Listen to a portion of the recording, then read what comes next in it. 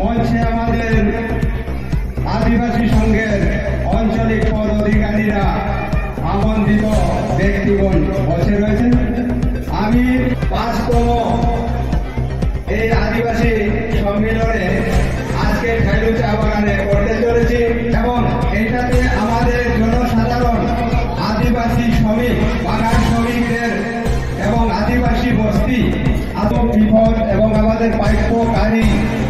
এইগুলা নিয়ে আলোচনা মই মুরব্বীর মুখ থেকে আলোচনা শুনি এবং আমাদের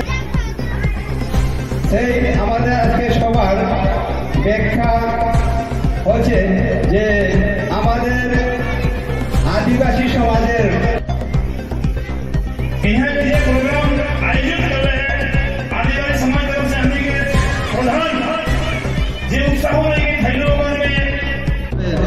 उनी एक व्यक्ति मुरब्बी जाते आमार सभाटा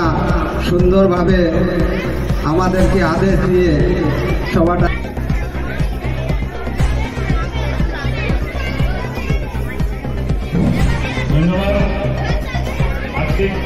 सम्मेलन इस सम्मेलन में हमने यहाँ उपस्थित है हमने के जो आदिवासी समाज के दूर दूरांतर इलाका से हमने के आदिवासी समाज के हमने के मुरब्बी गुरुजन सब आज सबसे हमने के जो प्राक्तन जिला परिषद सदस्य सम्मानित विजयजीत सिंह जी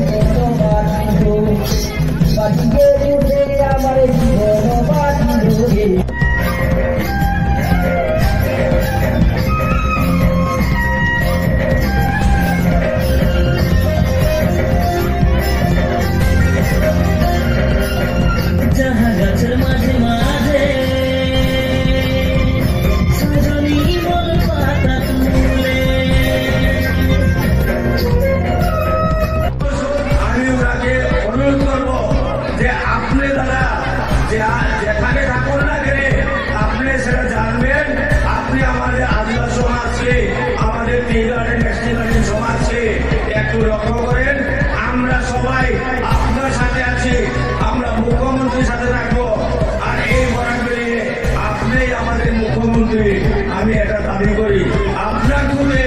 এই আওয়াজ মুখ্যমন্ত্রীর কাছে পৌঁছানোর জন্য আমি আপনাকে ধন্যবাদ এবং অনুরোধ করছি এই বলে আমার বক্তব্য শেষ করছি। নমস্কার। আজকে আদিবাসী সংঘ বরাকভ্যালি আদিবাসী সংঘর সভা খাইলুতে অনুষ্ঠিত হয়েছে। আমরা 2009 সনে এই আদিবাসী সংঘ প্রথম স্টার্ট করে আঞ্চলিকভাবে আমাদের কনস্টিটিউন্সি ওয়াইজ এরপরে এই আদিবাসী সংঘ সংগঠনকে আমরা বরাকভ্যালিতে পরিণত করেছি পুরোপুরা বরাকভ্যালি নিয়ে।